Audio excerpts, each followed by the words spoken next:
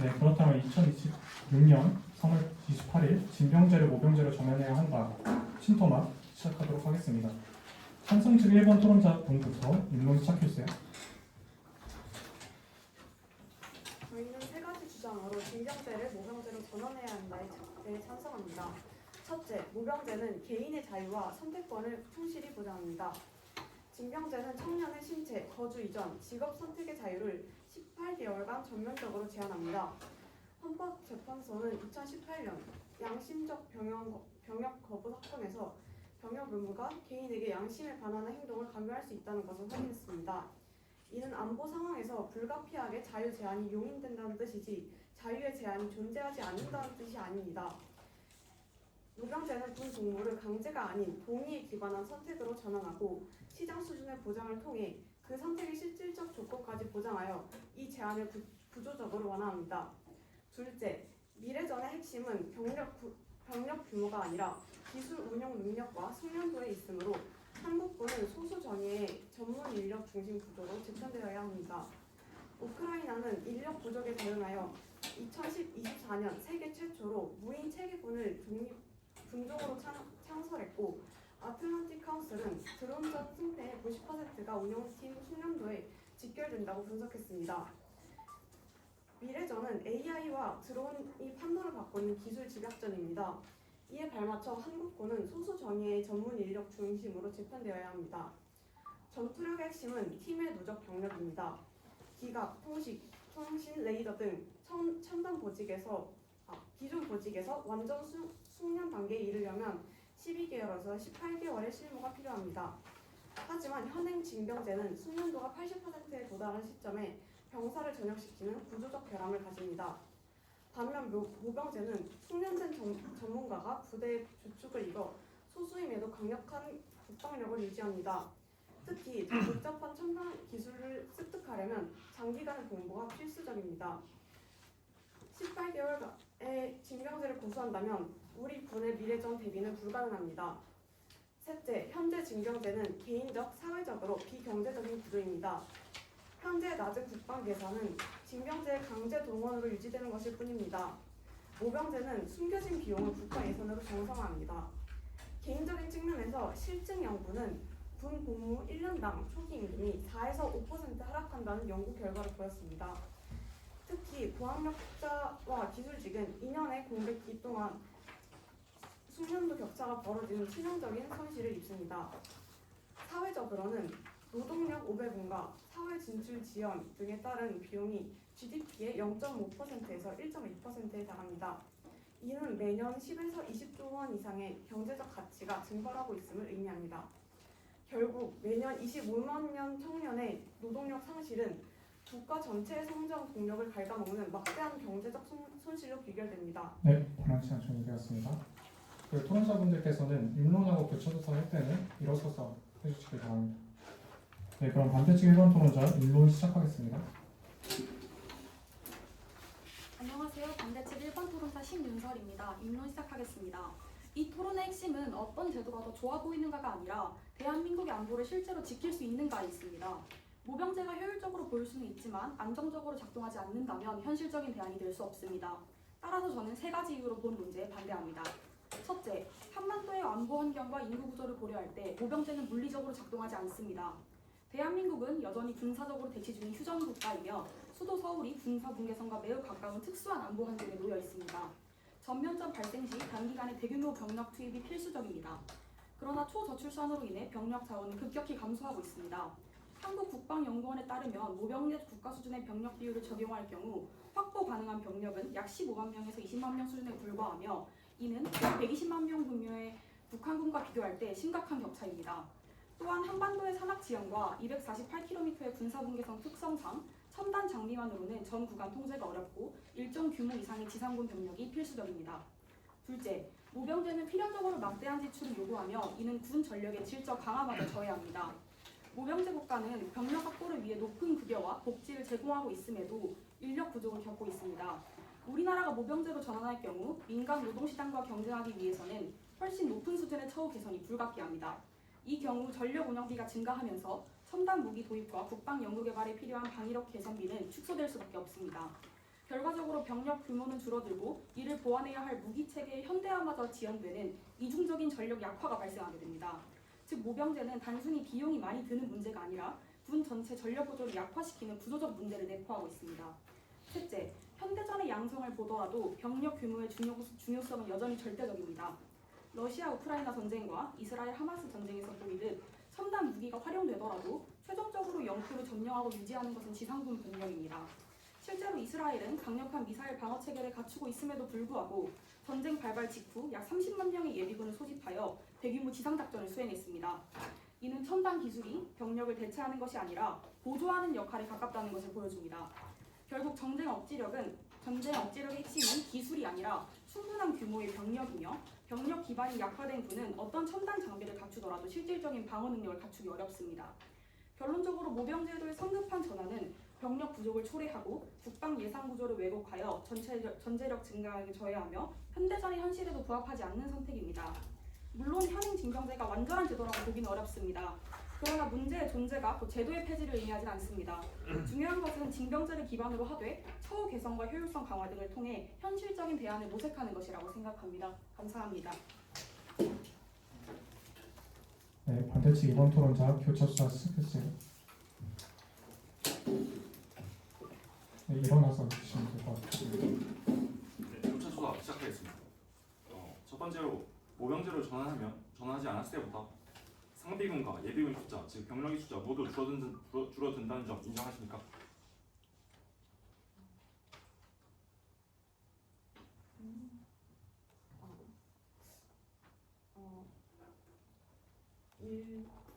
인정하지 않겠습니다.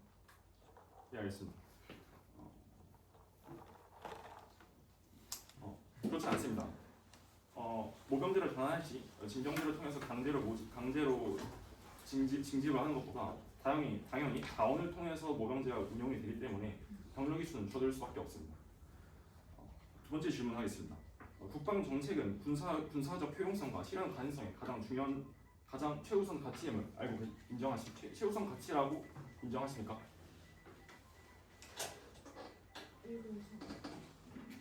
네, 맞습니다. 국방 정책은 어떤 것보다 국방 정책의 목적인 군사적 효용성과 실현 가능성을 최우선적으로 고려해야 합니다. 세 번째 질문 드리겠습니다. 현재 기술 운용이나 아까 말한 드론이나 기갑, 통신 같은 분야에서 실제 그런 군인을 담당하고 있는 군인들은 모병을 통해서만 모집된다는 점 알고 계십니까? 인정하십니까?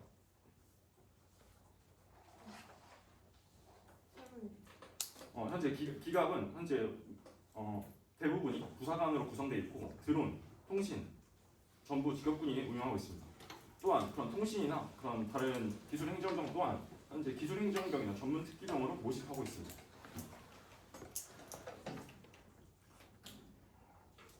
네 번째 질문 드리도록 하겠습니다.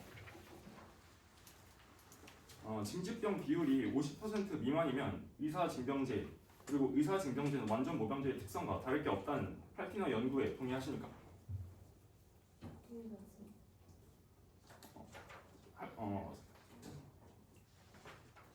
할티너 연구에 따르면 50% 미만의 의사징병제는 완전 모병제의 특성을 가진다는 연구 결과가 있습니다. 실제로 현재 대부분의 나라가 징병제와 모병제를 분류할 때 완전 징병제는 정말 완전히 100%를 모집하는 점, 그리고 징집병 비율 50% 미만이면 의사징병제, 그리고 이 50% 미만의 의사징병제를 할티너에서는 완전 모병제와 유사한 조직 특성을 가진다고 되어 있습니다.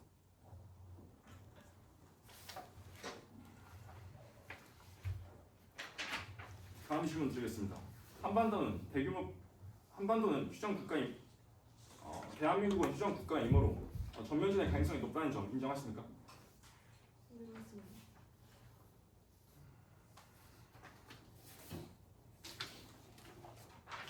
전면전에서 병력 규모의 중요성을 인정하십니까? 네, 알겠습니다. 후원자분들께서는 강의실이 매우 큰 관계로 조금만 더 크게 말씀해 주시면 좋을 것 같습니다. 찬성 측 2번 토론자 교차수사 시작했어요. 네, 첫 번째 질문 드리겠습니다. 군복무 기간 중 병사가 거주지를 자유롭게 선택하지 못한다는 점 인정하십니까? 인정합니다. 직업을 선택하거나 경제활동을 할 수 없다는 점 인정하십니까? 인정하지 않습니다. 그렇다면 왜 인정하지 않습니까? 일단 그 기간에는 일단 사실 군 복무를 하는 과정에도 경제적인 이익이 도출되고 있다고 생각하고 그 이후에 직업을 선택할 수 있다면 그것은 직업 선택의 자유를 침해하는 것이 아니라고 생각합니다. 그 기간 동안 다른 일을 하지 못한다면 직업의 자유가 제한된다고 생각합니다. 거주이전의 자유와 직업 선택의 자유가 18개월간 정지되는 게 기본권 제한이 아니면 뭐라고 생각하십니까? 일부 기본권 제한이 있을 수 있지만 그게 국방력과 한국 안보보다 중요하지 않다고 생각합니다. 네, 그럼 다음 질문 드리겠습니다. 미래전에 인론에서 병력 규모에 대해서 말씀해 주셨는데 그렇다면 어느 정도의 규모를 유지해야 한다고 생각하십니까? 현재 유지하고 있는 징병제 규모 정도는 유지해야 된다고 생각합니다. 구체적으로 대략 한 50만 명. 네, 50만이라고 말씀하셨는데 북한군 전력에 대한 국방부의 태도가 일관되지 못한다는 점을 말씀드리려고 합니다. 말씀해주신 그 50만 기준은 대부분 국방부에서 발표한 자료를 기반으로 조사한 걸로 알고 있는데 국방부의 경우에는 2013년 국정감사 후에 가진 공식적 자리에서 국방부 정보본부장이 한미 동맹의 기초에서 싸우면 우리가 월등히 이기지만 미군을 제외하고 남북한이 1대1로 붙으면 우리가 진다라고 말한 사실 알고 계십니까? 몰랐습니다. 이와 같이 국방부는 차기 전력의 확보가 필요할 때면 북한의 재래 전력 위협을 과대평가하며 사업을 통과시키려는 모습을 보여왔습니다. 또한 이러한 발언처럼 여론을 확인한 뒤 그 내용을 수정하거나 얼버무리는 모습을 보여왔는데요. 최근 국회 정보위원회의 북한의 인구 통계와 사회변화 보고서에 따르면 북한 정규군 병력으로 추론할 수 있는 범위가 실제로는 작게는 50만 명에서 많게는 약 75만 명이 된다라고 추정했습니다. 알고 계십니까? 북한군 규모의 실상이 이렇다면 질적으로 훨씬 우세한 한국군이 불필요하게 50만에 비대한 규모를 유지할 필요가 있는지 평정분들께서 판단해 주셨으면 좋겠습니다. 세 번째 질문 드리겠습니다. 모병제가 청년층의 병력 단절과 기회 비용을 줄여 국가 전체의 인적 자원 배분을 합리화하는 부분에서 말씀드리려고 하는데요. 국방력 강화의 가장 중요한 것이 경제력이라는 점 인정하십니까? 국방력 강화에 왜 경제력이 가장 중요한지 잘 모르겠습니다. 북한과 저희 나라를 비교했을 때 저희 나라가 저희 나라가 국방력이 우위라는 점을 인정하십니까? 인정합니다. 그렇다면 그 이유가 뭐라고 생각하십니까? 병력의 수로 따졌을 때는 북한의 네, 다른 병력이 시간 훨씬 종료되었습니다. 자유토론 반대책 3번 토론자부터 시작하도록 하겠습니다. 시작해주세요.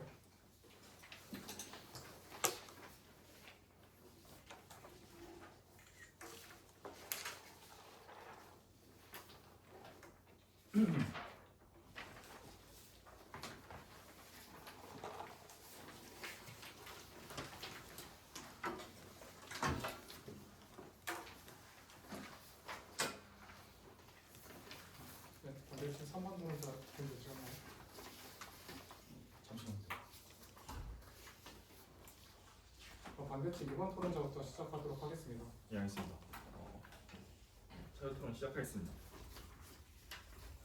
현재 찬성 측에서 전면전 발생했을 때 병력 수가 중요하지 않다고 말씀해 주셨습니다. 근데 이제 실제로 전면전이 일어난다면 전쟁이 장기화될 가능성이 매우 높고 실제로 휴전 국가고 대규모의 병력을 밀집해 있는 상황에서 굉장히 전쟁이 길어지고 소모전 형상으로 될 수밖에 없습니다. 즉 사상자가 많이 나올 수밖에 없습니다. 그런 사상자가 중요하다는 것은 사상자의 숫자는 질만으로 해결되지 않습니다. 실제로 이제 그런 즉 현역 병력 사상자가 늘어남에 따라 예비 전력이 최소 충원해주는 우리가 알고 예비군 시스템입니다. 하지만 현재 모병제를 채택하게 된다면 그 예비군 모병제로 한 사람은 예비군에게 필수적이지 않기 때문에 예비군 전력은 크게 약화될 것이고 그에 따라서 전쟁 지원 능력이 크게 떨어집니다. 어떻게 생각하십니까? 우선 저희는 전면전을 할 때 병력 수가 중요하지 않다라고 생각을 하는 것은 아니고요. 병력 수가 중요하다는 점은 일부 동의합니다만 그렇다고 해서 말씀하신 그 자료들은 다 북한의 규모를 128만이라고 기준했을 때 저희 나라에 필요한 병력이 50만이라고 가정한 것인데 실제로 그렇지 않다면 전면전에서 필요한 비율이 더 줄어들지 않겠습니까? 실제로 그렇지 않다는 증거가 있습니까?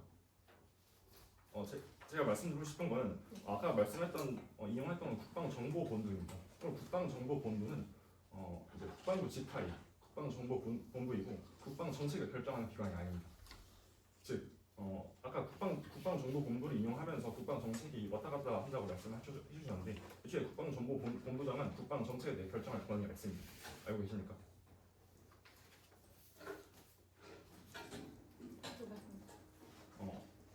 그렇기 때문에 국방 정책에 대해 왔다 갔다 하지 않다는 것을 말씀하고 싶습니다. 또한 병역 제도, 모병제와 징병제 같은 병역 제도는 다른 그런 부가적 사안들에 대해서 먼저 판단을 하고 병치로 넘어가는 것이 아니라 군사 전략과 군사 교리에 따라서 그 병역 제도를 채택해야 합니다.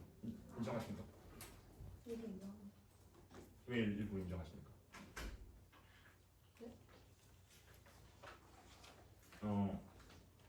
그러니까 군사 전략이 최우선이 되고 그 다음에 병역 제도가 채택이 될 수밖에 없습니다. 일부 인정합니다만 네. 계속 말씀해주신 전면전을 하였을 때 모병제로 전환하게 되면 기존에 가지고 있던 직업군인만으로는 부족하다는 말씀을 하시지 않습니까? 네, 맞습니다. 그런데 저희가 따지기로는 실질적으로 국방부의 경우에는 예산을 측정하는 과정에서 북한의 규모를 더 크게 키우는 경향이 있기 때문에 그에 대해서 말씀드리고 싶습니다. 그럼 현재 그 토론자는 그 단지 국방부가 이럴 가능성이 있다. 이렇게 예산을 짠다고 뭐 조작을 한다. 120판명을 가정하고 예상을 한다. 이런 전제에 기반하고 있습니다. 국방부가 조작을 한다는 말은 아니고요. 일반적으로 정책을 제안할 때는 정책을 제안하기 위해서 예산을 짜는 과정에서 일어나는 문제에 대해서 말씀드립니다. 그럼 그게 정말 그 예산을 따오는 과정이 인과적으로 발생하는지 알고 싶습니다. 해당 답변은 찬성 측 3번 토론자분께서 해주시기 바랍니다. 그 결국에 말씀하시고 싶은 게 북한이 128만 대군이 있는데 병력을 줄이자는 거에 대한 궁금한 거 맞으십니까? 아닙니다. 아닙니까? 네, 아닙니다. 그럼 다시 한번 질문. 북한군의 병력의 숫자가 128명이든 70만 명이든 50만 명이든 저희는 전면전이고 북한군이 전쟁을 우리나라가 대비하고 있기 때문에 전면전의 가능성이 매우 높고 그 전면전이 현재 북한이 대비하고 있는 대규모 벙커나 참호전, 대규모 예비 전력이 있기 때문에 장기전을 갈 수밖에 없습니다. 그렇게 또 장기전을 가면 우크라이나 전쟁과 같이 수백만 명의 사상자가 발생할 수밖에 없는데 모병들을 충원하게 될 시 당연히 징병제보다 모병 인원이 확실히 줄어들 것입니다. 즉 병력의 숫자가 크게 줄고 예비 전력이 크게 감소하는 상황에서 만약 전쟁을 장기화됐을 때 버틸 수 있을지에 의심이 되는 것입니다. 제가 거기서 답변을 드리자면 일단 저희는 양측이 합의한 조건 1에서 과도기 혼합을 서로 인정하셨죠? 네, 인정합니다. 네, 그래서 저희는 하루아침에 바꾸자는 것이 아니고요. 그리고 앞서 말씀드렸다시피 그런 여러 가지 그런 위험과 그런 것들이 있는데 저희는 그 사이에 AI가 발전하는 그 다음에 군사적 그런 여러 가지 기술들이 발전하는 시간 동안 그 사이에 그 텀을 두고 그 다음에 징병제가 물리적으로 이제 붕괴되는, 왜냐면 그때부터 2040년에 19만 명으로 감소한다는 국방부의 통계가 있기 때문에 그래서 그 전에 준비 없이 맞닥뜨리는 것이 저희는 위험하다고 생각하는 것이고 그래서 저희는 서서히 이제 전환하는 것이 골든타임이라고 주장하고 싶습니다. 그렇다면 징병제로 유지할 때 2040년에 19만 명이 될 텐데 모병제로 유지하면 이거보다 더 많이 유지할 수 있다는 근거가 있습니까? 저희는 모병제로 해서 더 많이 있을 수 있다를 주장하는 것이 아닙니다. 저희는 얘기하는 것이 결국에 저희는 그 모병제로 전환을 했을 때 징병제로 가지고 있는 것보다 결국에 기술 집약적 그 다음에 한 명당 군인의 생산적인 측면에서 오히려 유리하다라는 것을 말씀드리고 싶은 것입니다. 말씀을 드리자면 이제 조건 3의 시장 수준이 보장이 되고 그 다음에 이제 적용이 되면 이 구조가 이제 정상화가 되고 그렇다면 이제 나아가 숙련도를 쌓지 못하는 의무병 자리를 직업 군인으로 전환하자는 것이 찬성적 주장의 핵심입니다. 그래서 RAND 연구에 따르면 3, 4년 복무한 1기 계약병사 대비해서 재계약 경력 군인이 1.4배에서 2.25배 정도로 생산적이라는 결과가 있습니다. 한국의 18개월 징계병은 이 1기 계약병사보다도 복무기간이 짧으므로 실제의 격차는 더 크게 될 것이고 그렇다면 그 모병제로 있는 그런 직업 군인의 역량은 기존 18개월에서 유지하고 있는 것보다 훨씬 더 많은 수치의 역량을 쌓을 수 있기 때문에 그래서 훨씬 더 저희는 모병제가 결국에 효율적이다라고 주장하고 있는 것입니다.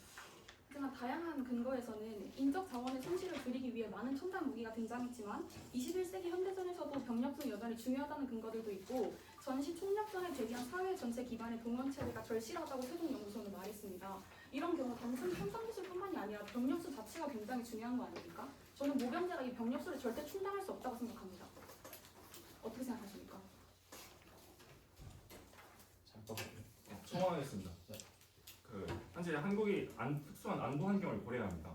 현재 현재 예전에 유럽 국가들이 모병제를 전환한 이유는 안보 환경이 변해서입니다. 즉 냉전이 종식돼서 즉 안보 환경의 인구 구조의 문제나 기술의 발전이 아니라 오직 안보 환경의 변화로만 그 모병제로 전환했습니다. 현재 한국이 모병제로 전환하기 위해 안보 환경이 변화했는데 현재 안보 환경이 변했습니까? 여기서 안보 환경이란 예를 들어 한국의 특수한 안보 환경이란 휴전 국가, 북한이 휴전선과 서울까지 거리가 40km 그리고 전선이 240km에 달하고 기습의 즉각 대응 태세를 상시 유지해야 하는 그런 특수한 안보 환경과 본토에서 싸워야 해서 유럽에 있는 군대와 다르게 해공군이 아닌 지상군 위주의 군대라는 특수한 안보 환경입니다. 그런 상황에서 현재 안보 환경이 변하지 않았음에도 불구하고 현재 인구 구조 변화와 단지 기술의 발전 긍정 낙관적으로 예측하는 것에 따라서 모병제로 전환해야 한다는 것은 굉장히 근거가 분약하다고 생각합니다. 우선 방금 휴전 국가이기 때문에 다른 나라랑 조금 다르다라고 말씀해 주셨는데 그럼 징병제를 실시해야 되는 가장 큰 이유가 저희 나라가 북한과 휴전 상태이기 때문이라는 점은 아닙니다. 그럼 뭐 징병제와 모병제의 특성을 한번 알아보도록 하겠습니다. 징병제, 모병제의 가장 큰 차이점은 동원 능력과 병력 수를 유지하는 것입니다. 현재 이제 유럽이 사회에 들어오잖아요. 현재 독일도 모병제를 유지하다가 징병제로 전환하고 있습니다. 인정하십니까? 독일이 징병제로 바꾸는 것은 원래 파병 위주의 병력을 하다가 러시아와의 전쟁을 대비하기 위해서 지상군 위주로 편제를 바꾸고 있기 때문입니다. 인정하십니까? 지상군 위주로 편제를 바꾸고 있고 러시아와의 대규모 정면전을 예상하고 있기 때문에 그런 소모적인 전쟁을 예상하고 있는 것입니다. 한국도 즉 북한과 직접 전선을 맞이하고 240km 전선을 가지고 있으면서 대규모 지상군을 통한 작전을 해야 하기 때문에 다양한 큰 병력이 필요한 것입니다. 제가 첨언하자면 휴전 국가 그러니까 다양한 징병제 유지해야 하는 다양한 근거들이 있는데 저희는 그 중에 하나가 이제 대한민국의 특수한 안보 환경 때문에 유럽의 다른 나라들처럼 모병제를 쉽게 할 수 없다고 주장하는 것입니다. 제가 약간 그 부분에 대해서 얘기를 하자면 그 CNAS의 그 연구에 따르면 한반도의 산악 도시 혼합 지형이 얘기하시는 그 혼합 지형이 소형 UAV 운영의 유용성을 극대화한다고 분석했습니다. 또한 웨스트포인트의 김조영 박사가 한국군 전차 부대가 드론전에 직면한 실존적 취약성을 경고하면서 그래서 그런 인력, 기갑 전력 중심의 현행 교리 자체를 재검토해야 된다고 얘기를 했고요. 그 다음에 저희가 이게 우크라이나 사례를 한반도에 그대로 적용할 수 있냐라고 의문을 주셨었는데 근데 이것은 우크라이나의 이야기만이 아니고 CSIS 비욘드 파라렐의 연구에 따르면 북한이 UAV 인프라를 국가급으로 투자하고 있고 그 다음에 이제 또 다른 연구에 따르면 러시아에 참전한 북한군이 그런 드론 전술과 전자전 기술을 실전에서 흡수하고 있다고 보도했습니다. 그래서 북한이 이미 드론 AI 투자하고 있고 이제 사실상 그렇게 전환을 맡고 있는 상황에서 한국군이 18개월 순환징병으로 이에 대응할 수 있다고 보십니까? 네, 볼 수 있습니다. 현재 그 말씀드린 드론전 굉장히 중요합니다. 하지만 드론은 대부분의 병사가 운용하는 것이 아닙니다. 드론은 현재 대대급 한국군이 대대급 편제에 따르면 정보 소대에서 운영하고 있습니다. 즉 대대급이란 1000명의 규모가 아니라 즉 30명 정도만 드론을 운영하고 있다는 것입니다. 현재 국내에서. 그리고 그 30명은 징집된 병사들이 아니라 모병된 사람들을 이미 활용하고 있습니다. 즉 이미 현행 체계에서도 징병제로 뽑아서 드론 운용을 시키는 것이 아니라 이미 모병되고 직업군 또는 군무원, 민간인들을 활용해서 이미 그 드론들을 이미 잘 활용하고 있다는 것입니다. 즉 현재 모병제가 추구하는 것은 병사들에 대한 모병을 실시하는 것 인정하십니까? 네, 맞습니다. 하지만 지금 현재 말씀하신 건 드론에 대한 예시는 굉장히 특수하고 소수의 직군입니다. 하지만 병사는 대부분을 차지하고 있습니다. 하지만 병사들의 대부분은 이런 첨단 기술을 직접적으로 운용하지 않고 있습니다. 현재 간부단, 즉 부사관과 장교와 민간인 또는 군무원들이 이 첨단 기술을 운용하고 있습니다. 또한 이런 첨단 기술의 핵심은 단순하게 조작을 잘하는 것이 아니라 전술적으로 통합 운용하고 지휘하는 것입니다. 즉 통합 운용과 지휘는 장교단, 즉 간부들의 일입니다. 즉 병사들의 일이 아닙니다. 또한 현재 이런 첨단 기술이 적용 사례를 봤을 때 첨단 기술의 핵심 전문성들이 병사에게 일반적으로 적용되는 것이 아니라는 것을 말씀드리고 싶습니다. 첨언하겠습니다. 현대전에서 네트워크 중심전, 합동작전, C4I 체계 센서 슈팅 등의 첨단 전장 운영은 최소 여단급 이상의 참모 장교와 전문 부사관이 담당하고 있습니다. 즉 이제 찬성 씨가 주장하는 것은 이제 모병제는 대부분 병사를 통해서 병사를 모병한다는데 이 병사들을 애초에 활용할 생각이 눈에서 없는데 애초에 그 편지 자체가 간부들에 집중되어 있는데 어떻게 병사를 모병했다 해서 이들에게 드론을 운용시키고 한다는 것입니까? 제가 거기에 대한 답변을 드리겠습니다. 50만 드론 전사 계획이 있다는 걸 아십니까? 네, 알고 있습니다. 네, 50만 드론 전사 계획은 말 그대로 이제 기술적으로 이제 드론이나 이런 여러 가지 첨단 기술을 활용할 수 있는 그런 군인들의 수를 늘리겠다는 건데요. 근데 일단 저희 징병제에서도 기술 교육이 가능하다라는 부분에 대해서 좀 더 얘기를 해주면 기초 교육과 실전 숙련도는 일단 차원이 다르고요. 그래서 연구에 따르면 그 기갑 통신 레이더 등의 업무에서 완전 숙련에 진입하려면 12개월에서 18개월의 경험이 필요합니다.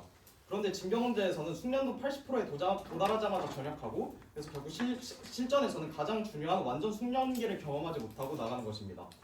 그리고 아틀랜틱 콘실에 따르면 드론의 실전 효과는 단독 운영하는 것보다 ISR 연계팀 통합 운용 시에 압도적으로 높아지는데 이런 팀 수준의 복합 훈련도를 쌓으려면 수년이 필요한데 징병제에서는 100%가 18개월 만에 전역합니다. 모병군에서는 재계약 비율이 약 50%이므로 부대의 숙련 기반이 유지되고 그래서 기초를 가르칠 수 있느냐가 아니라 가르친 후 유지할 수 있느냐가 문제고 그래서 징병제는 구조적으로 유지가 불가능한데 50만 드론 전사 계획을 봤을 때 그렇다면 그 단지 그 18개월만으로 가능하다는 것입니까? 네, 가능하다고 봅니다. 현재 그 드론 50만 전사가 50만 어떤 숫자입니까? 징병제를 통해서 유지할 수 있다고 보는 숫자입니다. 즉 현재 드론 전사 50만은 징병제를 가정하고 가능하다고 봤기 때문에 50만 전사를 추진하고 있는 것입니다. 인정하십니까? 이미 지금 50만이 안 되는 거 아십니까? 네, 알고 있습니다. 48만 명 규모로 생각하고 있는데 현재 50만 명 규모의 편제를 짜고 있고 현재 국방장관이 50만 명 드론 전사를 얘기한 것은 좀 더 48만의 말이 좀 어려우니까 50만 명, 즉 징병제 하에서 충분히 가능하기 때문에 이런 징병제 안에서도 충분히 모집할 수 있다는 점입니다. 2040년에 19만으로 예측하고 있는데 어떻게 50만을 현재 유지하는 거죠? 저는 지금 얘기를 하는 것입니다. 지금 정책은 50만 전사를 육성하는 것이지 그 자체가 이미 이런 드론 같은 교육이 50만 유지해서도 충분히 가능하기 때문에 그런 정책들이 나온 것입니다. 그리고 두 번째로 또 반박하겠습니다. 현재 레이더 등이 이제 숙련도가 굉장히 부족하다고 하셨는데 실제 레이더, 기갑, 통신, 정보 전문적인 준위라는 그런 준사관들이 운영하고 있습니다. 즉 병사들이 아니고 간부단이라는 말입니다. 이 간부단입니다. 즉 이미 말씀하고 있던 그런 직군들은 병사가 아니라 애초에 지금도 간부들이 운영하고 있기 때문에 그런 숙련도 문제는 별 문제가 되지 않습니다. 그리고 아까 말씀드린 통합 운영이 되게 중요하다고 했는데 그 통합 운영 또한 병사들이 몫이 아니라 실제 통합 운영을 하는 것은 간부단들이 몫입니다. 하지만 현재 모병제를 전환하게 된다면 병사들에 대한 인건비가 증가하기 때문에 오히려 이런 진짜 말씀하셨던 그런 핵심 인력들을 투자할 기회가 없어지는 것입니다. 제가 거기 일단 국방 예산에 늘어난다에 대해서 말씀드리겠습니다. 일단 현재 KIDA 추정으로 모병제 전환 시 추가 국방비는 연간 2.5조에서 6조 원이고 그래서 이 숫자를 부정하지 않겠습니다. 그러나 이 비용의 성격을 정확히 봐야 된다고 생각합니다. 일단 현행 징병제에서 병장 월급은 150만 원입니다.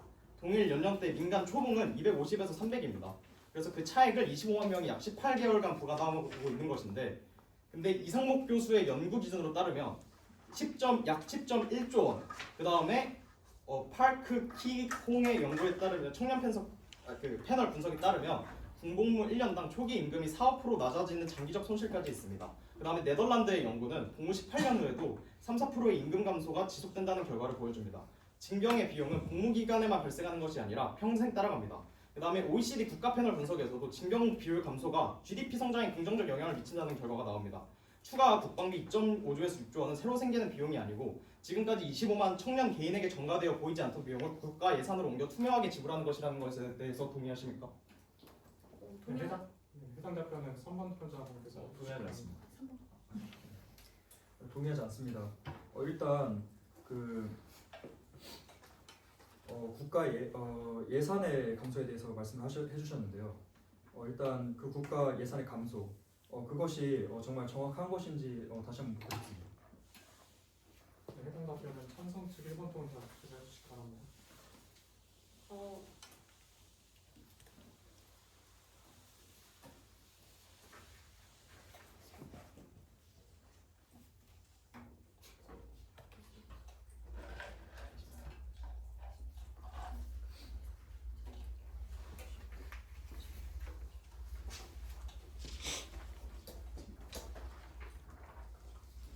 찬성 측 2번 토론자분께서 해주시기 바랍니다.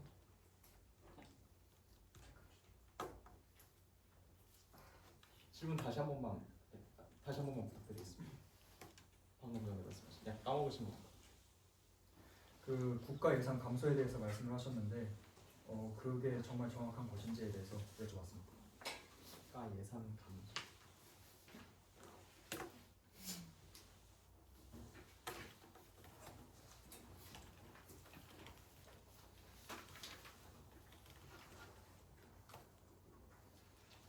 네, 저희는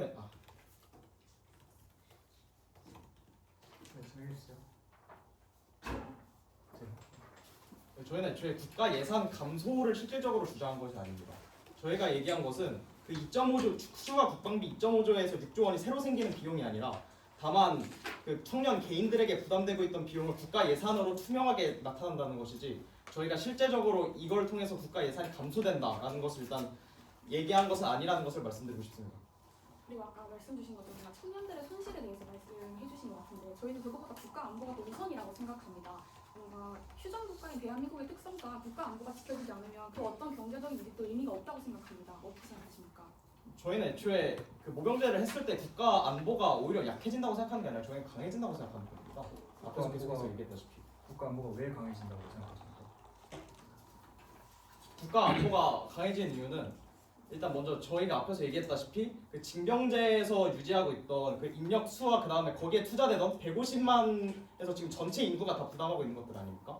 그래서 그거를 만약에 모병제로 이제 옮기게 되면은 그 모병제 그 징병제에서 투입되던 추가적인 그런 비용들을 일단 1차적으로 모병제의 기술 집약적 훈련에 투입할 수 있고요. 그다음에 제가 앞서 계속해서 얘기했다시피 저희는 이제 인구 자체 그 수보다 AI의 성장에 따른 기술 진보에 따른 그 역량이 훨씬 더 크다고 얘기하고 있기 때문에 그다음 앞에서 말씀드렸다시피 제가 연구를 얘기했다시피 그 모병제를 했을 때 그 훈련을 받은 사람이 1.4에서 2.2배 정도 4년 정도 있었던 그 군인들보다 그다음에 직업 군인으로인 사람이 1.5에서 2.2배 정도 그 훨씬 더 역량을 갖고 있다고 얘기했는데 그렇다면은 그냥 단지 18개월의 징병제에서 이제 훈련받은 사람들보다는 이제 훨씬 몇 배 더 격차를 갖고 있다고 저희는 주장을 하는 거고 그래서 결론적으로 단순히 저희는 계속해서 말씀드리지만 인구수가 중요한 것이 아니라 인구수보다 그 AI 그다음에 기술 그런 첨단 그런 국방 기술들이 중요하다고 계속해서 말을 하고 있는 겁니다. 네, 그렇다면 그 냉정기의 독일 연방군은 징병제를 유지해서 수천 대의 전차 확보를 운영했지만 모병제 전환 이후 상비군 18만 명, 이중 육군은 6만 명인 독일 연방군은 전차는 236대, 가족군은 113명밖에 운영하지 못했습니다. 즉 병력이 줄면 무기 운용량도 함께 줄어드는 것으로 모병제가 첨단화를 돕는 게 아니라 오히려 방해한다는 역설을 보여줍니다. 이러면 첨단화 역시 별로 의미 없는 것 아닙니까? 처분하겠습니다. 심지어 아까 말씀드린 기술 집약적 훈련과 뭐 AI 진보, 뭐 첨단 기술 현재 제가 하던 그런 훈련들 전부 이미 간부단이 하고 있고 간부단 중심으로 운영하고 있습니다. 즉 모병제가 제시하고 있는 병사들이 모병했을 때 얘기가 아니라는 얘기입니다. 현재 또 뭐 기술의 발전이나 뭐 AI 진보로 예상이 된다고 하셨는데 국방 전쟁은 되게 보수적으로 접근을 해야지 정말 AI 기술이 뭐 어떻게 될지 모르는데 그거에 대해 기존해서 국가 안보와 달리 국방 정책을 쉽게 결정할 수 없습니다. 보수적으로 접근해야 된다고 하셨는데 아까 2040년에 19세 남성 인구가 14.9만으로 반감한다는 것에 대해서는 지금 기준으로만 봐야 된다 하고 미래적 관점을 보지 않으셨는데 이에 대해서 어떻게 제가 말씀 저희 측의 논지는요. 첨단 장비는 간부가 운영하는 것이지 징병된 병사가 운영하는 것이 아닙니다라는 게 저희의 요지였습니다. 이에 대해서 어떻게 생각하십니까? 간부가 운영하는 것은 현재 제도의 상태이지 그게 확정은 아니지 않습니까? 네, 첨언하겠습니다. 그것은 군 전체의 편제를 바꾸자는 얘기입니다. 즉 병사들이 현재 미국도 병사들 모병하지만 병사 편제 그대로 있고 소수의 간부도 있습니다. 현재 미군에서조차 이 병사들이 첨단 기술 직접 운영하는 것이 아니라 그건 간부단들이 운영하고 있습니다. 즉 말씀해주셨던 건 이 병사들 아예 없애고 전부 간부로 채우자는 얘기인데 이거는 실질적으로 전투를 하는 그런 병사들을 없애자는 얘기인데 이건 군사학적으로 말이 아예 안 되는 얘기입니다. 첨언하자면 그래서 이제 저희의 논의는 징병제 있는 상황에서 모병제로 전환하는 것이지 간부의 전체적인 그 도입을 얘기하는 것이 아니기 때문에 이 토론에서는 벗어난다고 생각합니다. 우선 저희가 모병제로 전환할 때 완전히 다 간부로 채우자라기보다는 하지만 모든 지금 첨단 장비가 대부분 다 간부가 운영하고 있습니다. 그렇지만 저희가 주장하는 것은 첨단 기술뿐만 아니라 다른 기존의 기술을 가지고 이용하는 병사들의 숙련도도 높이면서 전체적인 효율을 높이자라는 이야기를 하고 있는 것입니다. 추가로 반박하겠습니다. 현재 첨단 기술이 조작이 어렵다는 듯이 얘기하고 있습니다. 하지만 실제 첨단 기술이 군에 도입됐을 때 어렵지 않습니다. 원래는 되게 다양한 수십 개의 무전기를 가지고 얘기하는 걸 이제는 휴대폰 하나로 충분히 얘기할 수 있습니다. 훈련도가 더 필요하신 것이 아닙니다. 현재 기갑이나 이런 부대들도 전장을 좀 더 빨리 관측할 수 있게 전자식으로 컴퓨터 형식으로 바뀌고 있습니다. 즉 첨단 기술의 도입이 오히려 훈련도를 높이지 않아도 되는 결과를 날 수도 있다는 것입니다.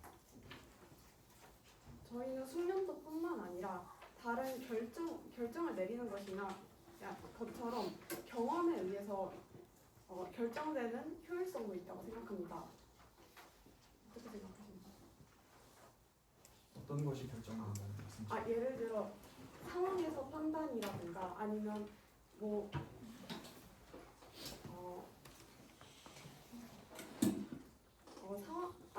여러 가지 상황에서 판단을 하는 거는 자신감을 가진다든가 아니면 다양한 군 생활을 하면서 경험을 통해서만 얻을 수 있는 효율성이 있다고 생각합니다.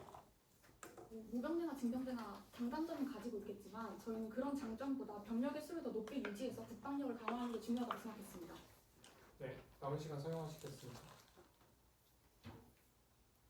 저희요. 네. 남은 시간을 사용을 하겠습니다. 시작해 주시면 될 것 같습니다. 네, 일단 간부관에서 말씀드리면 일단 간부 비율을 높이는 것은 사실상 모병 요소를 확대를 하는 것이라고 생각을 합니다. 그런데 지금 그 모병 요소가 작동하지 않고 있고 그 다음에 육군 부사관 충원율이 95%에서 42%로 폭락을 했는데 그래서 결국에 지금 부사관도 제대로 모이지 않는 상황에서 그렇다면 원래 부사관 앞서 말씀드렸다시피 부사관들이 이제 그 첨단 AI 기술들을 운영한다고 하셨는데 그 부사관 숫자도 지금 전체적으로 결국에 줄고 있는 상황입니다.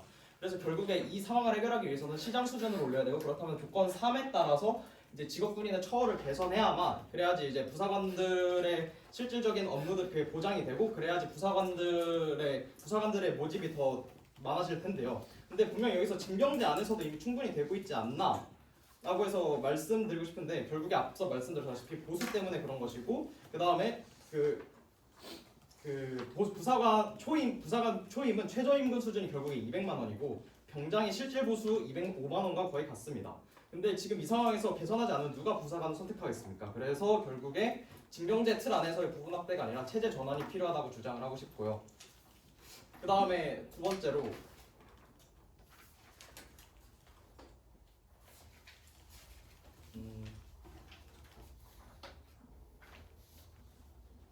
발언 시간 종료되었습니다.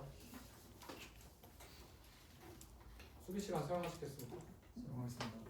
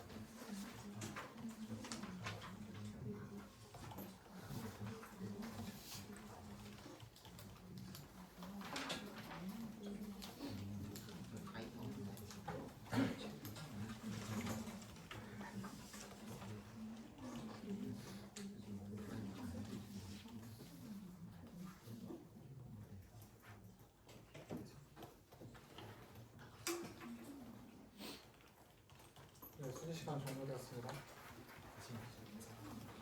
네, 수기 시간 종료되었습니다. 반대측 3번 토론자 마무리 발언 시작해주세요. 반대측 3번 토론자입니다. 마무리 발언 시작하겠습니다. 저는 오늘 토론을 통해 모병제 뒤에 숨어있는 위험한 모습들이 명명백백히 드러났다고 생각합니다. 첫째, 한반도는 물량을 요구합니다. 한반도는 248km의 군사 공모성과 험준한 산업 지형을 가지고 있으며 이는 드론이나 버튼 하나로 절대 지켜질 수 없습니다. 둘째, 인구 전력 시대의 모병제는 경제적 자살 행위입니다. 인간 임금이 급등하는 시장에서 착륙 인력을 사오겠다는 발상은 방위력 개선비의 축소로 이루어집니다. 셋째, 현대전의 양상도 물량을 요구하고 있습니다. 이스라엘 강력한 미사일 방위 체계에 불구하고 전쟁 발발 직후 약 30만 명의 예비군을 소집해 대규모 지상 작전을 수행했습니다. 이번 토론에서 상대 측은 우리의 첨단 장비는 간부가 운영하는 것이지 병사가 운영하는 것이 아니다라는 질문에 보수적으로 접근하다는 말씀을 하셨는데 라며 논점을 흐리면서 제대로 답변을 하지 못했습니다. 이는 모병제의 문제점을 보여주는 것이라고 생각합니다. 그리고 독일의 사례를 들면서 우리 측에서 병력 수가 중요하다는 얘기를 하였을 때 상대층에서 제대로 답변을 하지 못했습니다. 이와 같은 점도 모병제의 문제점을 보여준다고 생각합니다. 이번 토론에서 결론적으로 모병제의 경제적 실현 불가능성을 보여줬다고 생각하고 또한 모병제로 인해 일어날 안보 효용의 감소 그리고 안보 위험 또한 상당한 상태로 드러났다고 생각합니다.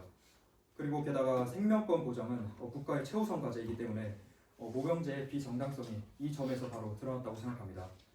따라서 징병제를 모병제로 전환해야 된다에 반대합니다.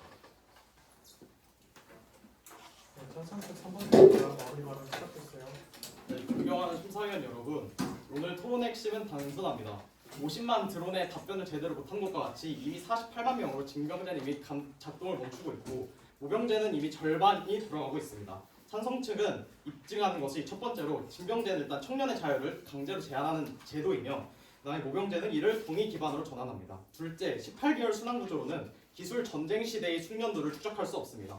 그래서 기초를 가르치고 나면 전역합니다. 이것이 징병제의 구조적 한계입니다. 셋째, 징병제가 싸 보이는 이유는 비용이 없어서가 아니라 그 비용을 청년에게 전가하고 있기 때문입니다.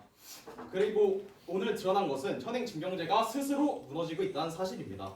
부사관 얘기했다시피 부사관 간부 자체도 이미 계속해서 줄고 있고 그 다음에 2040년 병력도 이제 거의 19만으로 준다고 예측되고 있습니다. 이 숫자들은 찬성 측들이 만든 게 아니고 결국에 징병제 스스로와 대한민국의 현실이 만든 겁니다.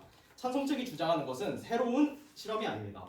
한국군 간부 20만은 이미 모병으로 돌아가고 있습니다. 이 구조를 시장 수준 보상으로 정상화하고 그 다음에 18개월 순환의 의무병 자리를 직업군인으로 전환하는 것 이것이 이미 일어나고 있는 변화를 제도로 완성하자는 것입니다. 양으로 버티는 시대는 끝났다고 생각합니다. 전환은 선택이 아니라 시대의 요구입니다. 감사합니다.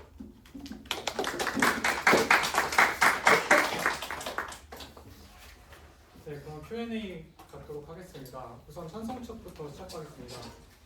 질문 주실 분 계신가요?